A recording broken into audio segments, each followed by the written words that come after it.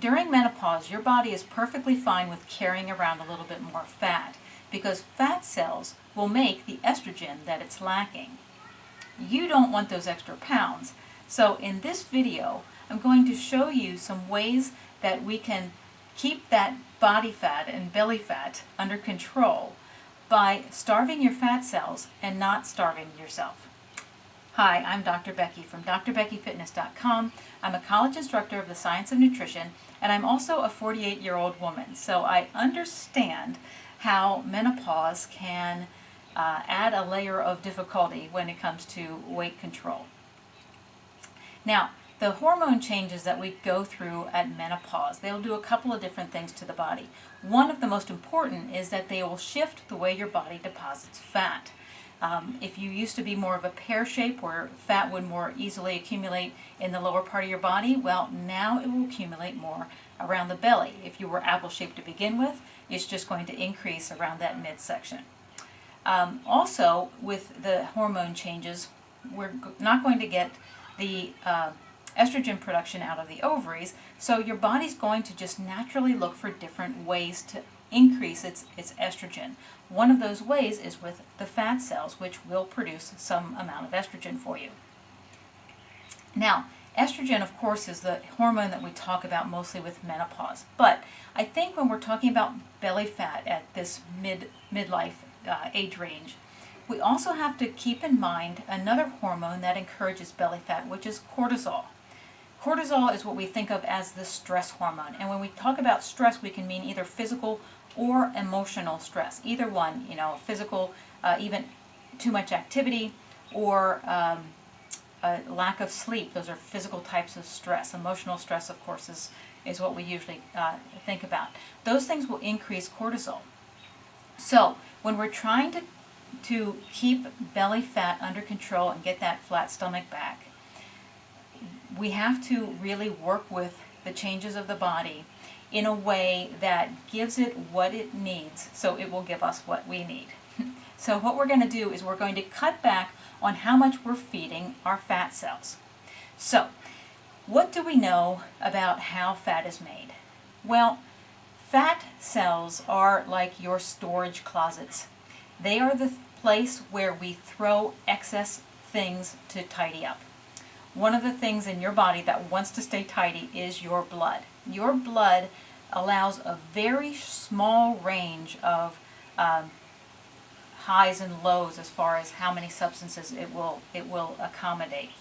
If you have too much excess of something, particularly let's talk about sugar. So if you have too much excess sugar in your blood, that is not a good situation for your blood. Your blood's going to do what it needs to get rid of that. What's it going to do? It's going to push it into those natural storage units, the fat cells. So in order to get belly fat under control, we need to create an environment inside of us that just naturally limits the excess in our blood. We're going to do that in two ways. We're going to do better food choices, and we're also going to use something called time-restricted eating. Food choices. Foods to avoid. Let's go over those first. Low-calorie diet foods. Foods that are packaged for diet are usually not going to be of any benefit to you. The way these foods are made into a low-calorie food is one of three ways. They're either smaller portions, so it's basically the same junk food made into a smaller portion. Well, portion control is not a bad thing, but it's probably not going to be satisfying to you, and it might actually increase your cravings, which could lead to problems down the road. Another way that these diet foods are made low calorie is by giving artificial sweeteners instead of sugar. So taking out the sugar and putting artificial sweeteners. Now there's a lot of controversy about artificial sweeteners. As far though as menopause and belly fat is concerned, they do tend to be an inflammatory food, which can cause us the hormone problems that we're trying to avoid. There's also some evidence, that says that cortisol is increased with artificial sweeteners, which of course is what we're trying to avoid. So the third way that diet foods are made low calorie is by taking out the fat and replacing it with sugar. Now, anytime you take out a fat from a food, you're going to lower the calories because there's a lot of calories in fat. But that's also going to remove a lot of the flavor. So to bring flavor back, we have to put sugar in its place. Sugar is obviously going to get into your bloodstream very quickly and cause the problems where we have to shuttle that extra sugar into our fat cells. So we want to avoid diet foods, and of course we want to avoid any sugar or refined type of food. These types of foods, think about it. You put a cookie in your mouth and you can just hold it there and it'll break down. Well, that's because it takes nothing for your body to break down that refined carbohydrate. So it's going to go right into your system and boom, right into your blood, just like that. Your blood's going to take out that excess and put it right into your fat cells. So we want to avoid those types of foods. We want to then increase the amount of the opposite types of foods. Those would be foods with high fiber and foods with healthy fats. High fiber food is going to slow down how quickly that sugar can get into your system. So these would be like your vegetables, your beans, even fruit, even though it's a natural sugar and it's actually more of a simple sugar, has a lot of fiber. So that if you need to satisfy a sweet tooth, fruit would be a great way to do it. Healthy fats. During menopause, this belly fat that we get is not just something that we don't want to be there because of appearance reasons. It also is an increased risk for heart disease and things like that younger women don't necessarily fall victim to.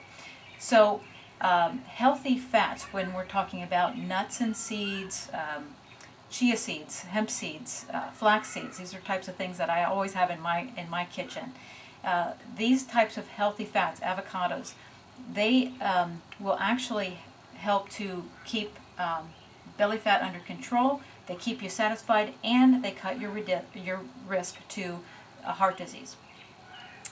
Now, some extras too to keep one of the things that's important when you're trying to have a long-term weight loss goal is to make sure that you're enjoying your diet. So there are some extras that you can throw into your diet that will help you during menopause.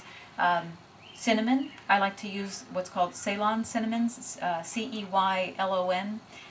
Cinnamon will help to keep your insulin, your blood sugar under control. Chocolate, particularly with 70% or higher cocoa content, will satisfy some of your cravings. I'm not huge on recommending it, but if you need a little bit of something, you want to go with the 70% cocoa type of chocolate. That also is some evidence that will help keep cortisol levels under control. And let's talk about alcohol. They're from the North American Menopause Society, I believe it was them, came out and said that moderate alcohol consumption in midlife for women or around menopause will actually help to keep weight under control. So what is moderate alcohol intake? It's basically 1 drink a day, 7 drinks a week, no more than that. So what is a drink? It's a 12-ounce beer, 5-ounce glass of wine, which is not a large glass of wine, or 1.5 ounces of harder alcohol.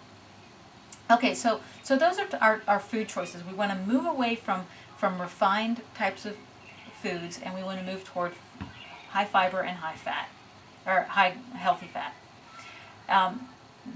One other thing that you can do is this time-restricted eating that I talked about earlier.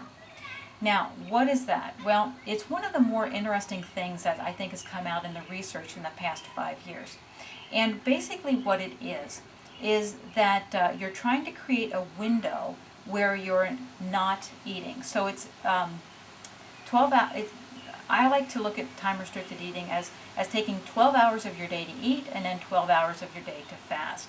Now, what this does then is it lowers your blood sugar level during that fasting period. So fat's not moving into your fat cells, it's actually being able to be removed out. And you're encouraging fat burning by doing this. And you don't have to starve yourself, which is the really nice part. So what I typically recommend is 3 hours before bed, you stop eating. You declare the end of your eating day. Then you sleep during the night and delay breakfast until you've hit a 12-hour window. So let's say that you stop eating at 7:30 the night before, then you go till 7:30 a.m. at least until you eat your breakfast. During this period, you don't really have to battle hunger too much, but yet you're starving your fat cells, and that's going to encourage more fat burning. So I hope that gives you some ideas. It is a process that you have to go through. You have to stay consistent. If you'd like any help on any of those things, one thing you can do is you can subscribe to my YouTube channel here. I try to produce videos every week that with some helpful hints. Or also you can go to my website, drbeckyfitness.com, and check out my weight loss coaching programs and other information on the website there. Thanks for watching.